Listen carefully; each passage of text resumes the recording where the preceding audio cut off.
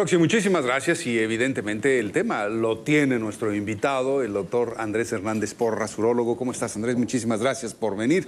Sobre todo con este tema que hoy, pues a solicitud de nuestro público, queríamos hablar sobre los mitos y realidades de la circuncisión, porque hay grupos familiares que consideran imprescindible e imperdonable una circuncisión en el momento en que el niño nace, y sin embargo hay otros detractores de la misma que opinan que pues, si la naturaleza nos hizo así debe de ser por algo, ¿no? Así es que, ¿por qué no empiezas a explicarnos en sí qué es la circuncisión, para empezar con el tema básico? Bueno, la circuncisión es el descubrir el glande. El pene tiene una parte que está cubierta por piel y esa piel debe de estar descubierta o se debe de descubrir para poder lograr una higiene adecuada. En esta parte, digamos, en la punta o en el extremo del pene, el glande produce, digamos, en la base del glande, produce una grasa, como un sebo, que se llama esmegma, es como si fuera una cera prácticamente.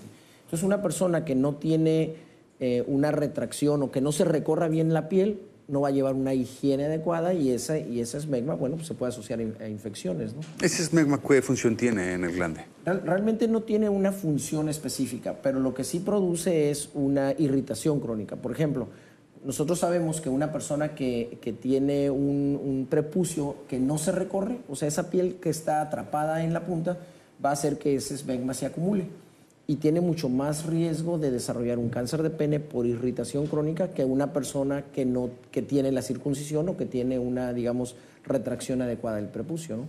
Entonces, bueno, creo que la pregunta del público sería lógica. Pues si la naturaleza sí ha diseñado el cuerpo humano, ¿por qué tendríamos que extirpar ese cuerito? Bueno, realmente es una piel, digamos, el quitarlo no se ha venido, digamos que por modas. Es una piel que está cubriendo el pene, pero se debe de descubrir al mismo tiempo se retrae el pene, retraerse. Entonces, en un tiempo se decía, no hay que hacer circuncisión porque funciona, digamos, es una parte o es como una refaccionaria del cuerpo. Nosotros, por ejemplo, cuando queremos hacer un injerto de alguna parte, necesitamos, lo ideal es piel sin vello púbico, o sin vello más bien, perdón. Entonces, la piel del prepucio no tiene pelo. Y ese pelo sirve, por ejemplo, nosotros lo utilizamos para hacer un tubo de uretra. Una persona que tiene una estrechez de la uretra, nosotros hay diferentes técnicas, pero una de ellas es poner un injerto y la piel ideal es la del prepucio. Los cirujanos plásticos utilizan piel para, no sé, por ejemplo, una persona que tiene un pliegue quemado, le puede poner piel, entonces una piel lo más laxo posible es lo ideal. Ahora, es una piel que puede servir, no quiero decir específicamente alguna parte, pero sí sirve para, digamos, como una refaccionaria, entre comillas. Entonces, una temporada se decía, ¿para qué hacer una circuncisión si la persona, digamos, de rutina, si la persona puede tener una higiene adecuada? Y después se vino otro tiempo en donde decían, bueno, vamos a hacer circuncisión a todos los niños para evitar infecciones, pero muchos de ellos no tendrían infección si quedaran con la piel. A lo que voy es, lo ideal es la higiene. Si la persona puede tener higiene de una manera adecuada, bueno, eso es una, digamos, no una contraindicación, pero sí una, como hacer pensar a la persona que tuviera que tener una circuncisión.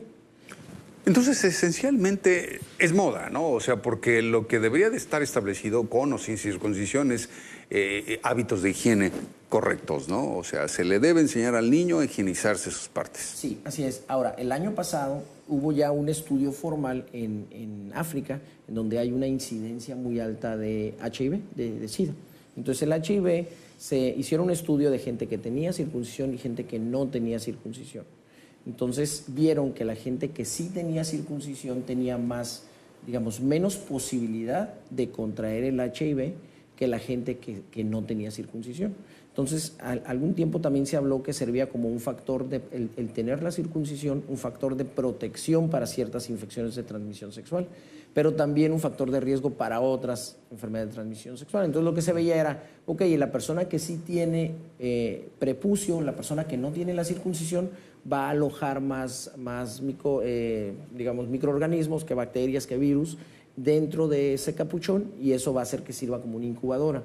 Pero al mismo tiempo, si nos vamos del otro lado, la persona que tiene la circuncisión, la piel del glande va a cambiar. Entonces se hace un poquito como la piel de los dedos, o sea, se hace más resistente al tacto, al roce de la ropa interior. Entonces eso hace que haya algo de protección, o sea, la piel no está tan expuesta a las infecciones. Entonces, eso se ha asociado a esa disminución en contraer alguna enfermedad de transmisión sexual. Entonces, a fin de cuentas, hay pros y hay contras. Un paciente diabético, por ejemplo, hablando de infecciones, un paciente diabético tiene más riesgo de tener una infección porque tiene alojada ahí la orina. Un paciente se va a orinar ahorita y va a tener humedad. Se baña, se seca perfectamente porque se retrae la piel, etcétera. Y a la siguiente vez que vaya a orinar va a tener una gotita y esa gotita le va a dar humedad todo el día. Entonces, si lo vemos desde el punto de vista higiénico, en una persona que tiene factores de riesgo, digamos un diabético, una persona que tiene una leucemia, por ejemplo, que tiene sus defensas bajas, o alguien que su pareja está desarrollando infecciones vaginales con frecuencia, pues a esa persona hay que hacerle circuncisión, porque entonces le vamos a quitar un factor de riesgo, definitivamente, ¿no?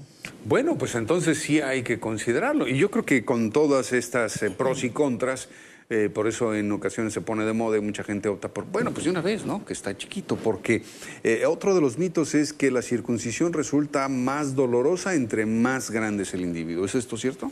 No, es al contrario. Lo que pasa es de que, bueno, el niño tiene digamos, está expuesto el glande totalmente en cuanto lo descubre. Pero en el adulto no, el adulto está realmente acostumbrado, por ejemplo, a tener relación sexual. Entonces ya tiene un roce, digamos, ya está acostumbrado a cierto roce el pene. Entonces lo exponen sin piel, pero no está expuesto totalmente a una novedad, por ejemplo. O sea, el paciente ya está acostumbrado a cierto roce, entonces se incomoda, por ejemplo, si el paciente tiene una erección en la noche, pues le va a molestar un poco la sutura, pero esa sutura se va a absorber en 3 semanas generalmente. Y se le recomienda al paciente pues que duerma con la vejiga vacía, o sea, antes de acostarse vaya a orinar, probablemente 1 hora antes, no tome líquidos y de esa manera va a ser menos frecuente que tenga una erección suficiente para darle dolor. Perfecto. Bueno, pues miren, ahí está. Entonces, no importa que en caso de que sea necesario, de que así lo identifiquen, no importa que usted ya esté adulto, pues puede practicarse una circuncisión si es que lo requiriese. Doc, ¿nos da sus números de contacto, por favor? Claro que sí, es el 634-1138 aquí en Tijuana. Urólogo Andrés Hernández Porras con nosotros aquí en Como Cada Mañana. Te esperamos la próxima semana. Claro que sí. Vamos a continuar después de esta pausa comercial. Volvemos.